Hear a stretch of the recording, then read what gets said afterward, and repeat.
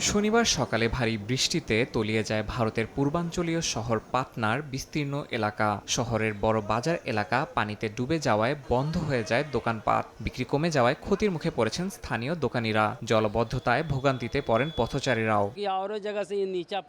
এই এলাকাটা একটু নিচু, তাই সব পানি এসে এখানে জমে যায়। বাজারের ভেতরে তো একবারে নিচু জায়গা।